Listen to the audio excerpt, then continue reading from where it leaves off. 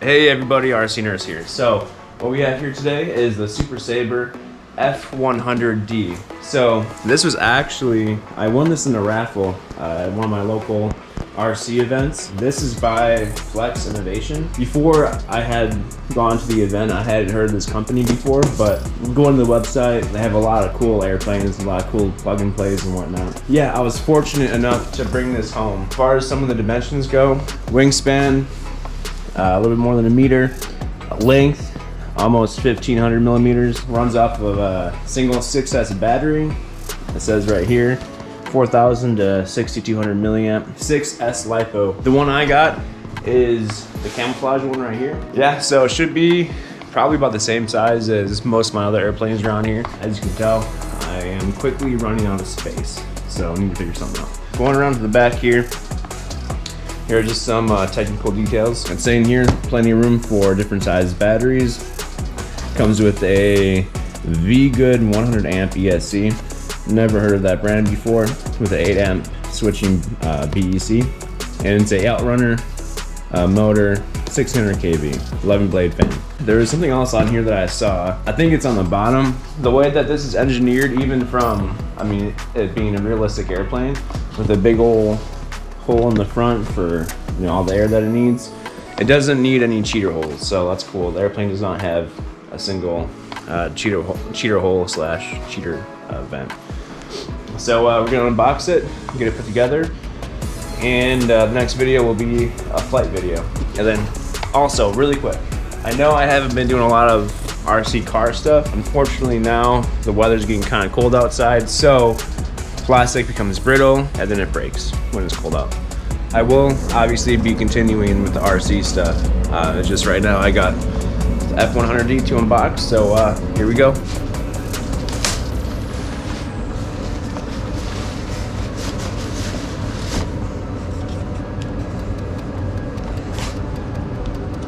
Wheels feel nice and sturdy. Nicely detailed wing. It does have the wingtip lights right here. Pre-installed servos, as you know, with the plug and play. Some more missiles. The wing and probably rear stabilizer cross beams, struts. I don't know what you want to call it. And one crazy aspect of this plane is the pitot tube slash tubes. They're crazy long. They look kind of silly, but I mean that's what the real thing was. It'll be a really interesting looking plane, I think. And these feel like plastic to me. And it does have these connectors, the quick connectors. I don't know what you call these exactly, but that's a nice feature right there. Instead of having the separate, landing gear, flap, aileron, wires, just all one bundle right there.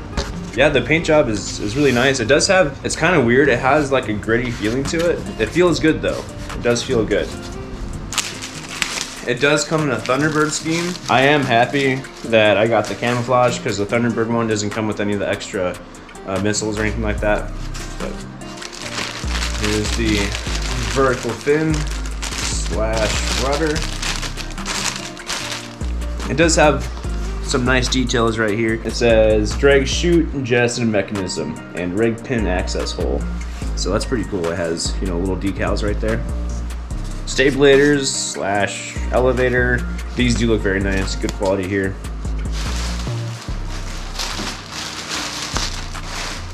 All right, lo and behold, here is the snout. The long looking snout. Quick tip of the day, always use some tape to make sure your ESC and your motor wires are connected properly. Not connected properly, but don't become unconnected during, when you're flying. The receiver and programmer for this model seems a little complicated. It's kind of weird, I've never seen anything like it. You use the SRXL port in the receiver, and then aux 3 is for your throttle, and then gears for channel 5 is for your gear sequencer. Based on that, I'm not sure if I can use safe or if I need to change around the receiver to get the channels that I need, because it's not a basic layout. It's really weird. And I thought about taking the box out and just going with a regular receiver, but every servo, I need 8 channels. So we'll see, we'll go from there.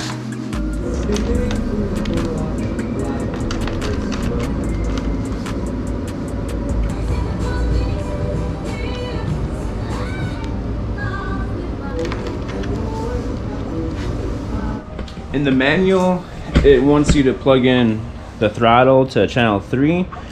I tried switching the port assignments on the transmitter, but I just couldn't figure it out.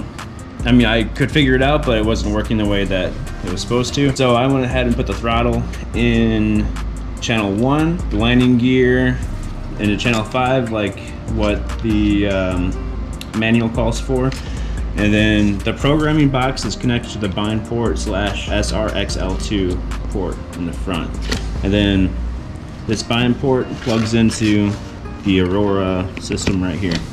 I actually did get safe set up and it works, which is weird because this has a gyro as well. And so hopefully it doesn't mess with this gyro. I got the motor and the throttle calibrated, and actually the motor was reversed, so I went ahead and I just swapped to the wires right here, and it works just fine. And it's kind of cool because when you throttle up, you can feel the air going into the nose right here. And the first time I did it, I had my hand right here not thinking about it, and just to test the thrust, and my hand just kind of like got suctioned to the tip. And the reason I was doing the transmitter stuff right now is it wants you to center the elevator servos. I think they're centered, and I centered it without the safe / AS3X. One way that you can do that, I program my safe and AS3X on a 3-way switch. That way, so switch down is always AS3X, and a good way to tell is you can just move the receiver and you can hear the corrective actions in the elevator. Nothing else is connected, so you're not gonna hear any other servos. In the middle, I have everything turned off, so there's nothing. And then up all the way is safe. And for me, having it safe on channel B right here, it's right next to my finger. If I'm gonna crash, up all the way, easy like that. And actually, they recommend you put safe on A.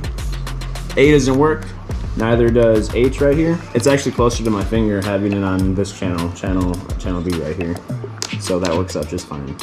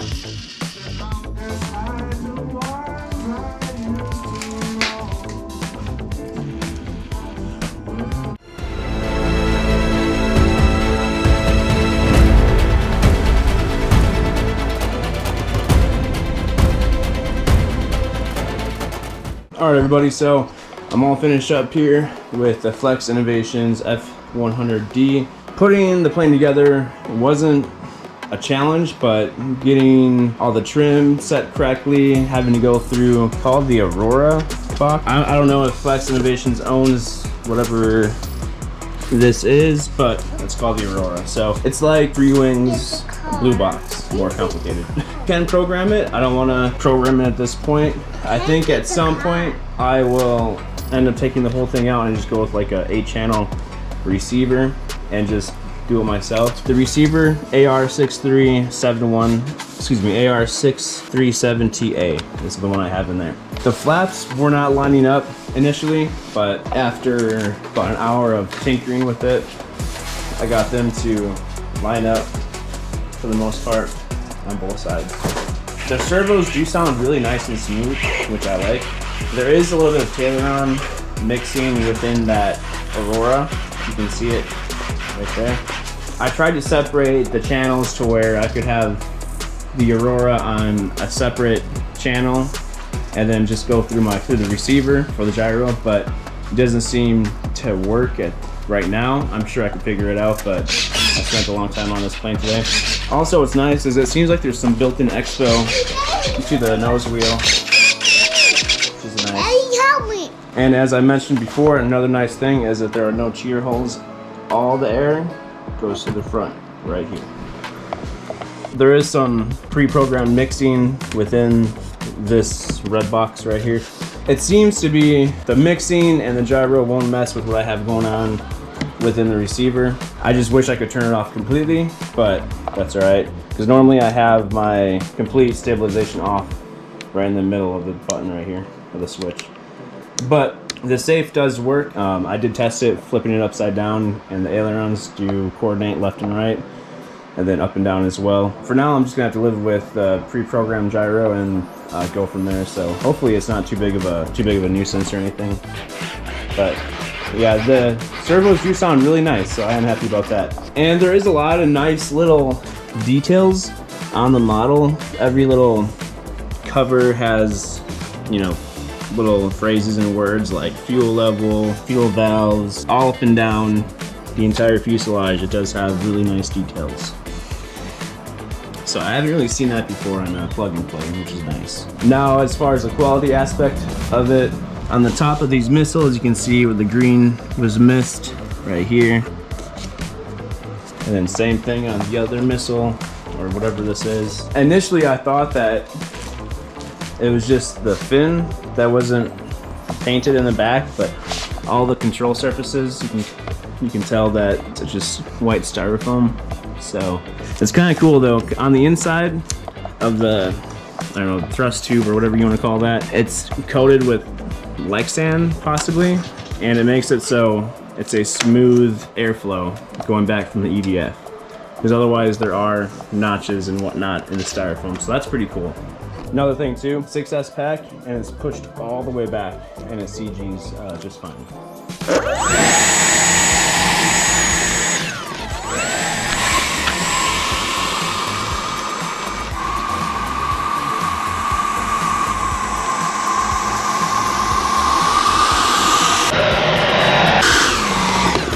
It does sound pretty cool. It is an outrunner, so it doesn't have as much, I think, torque. Should be able to get up just fine. And the flaps are set up per the manual right here. So landing, taking off, and full up. So, now when I hold it back compared to like my F-16, and that's only an 80 mil, my F-16 it seems like it has more power than this does. We'll take it out, give it a shot, see how it flies. All right guys, hope you enjoyed the video. Stay tuned for the flight video.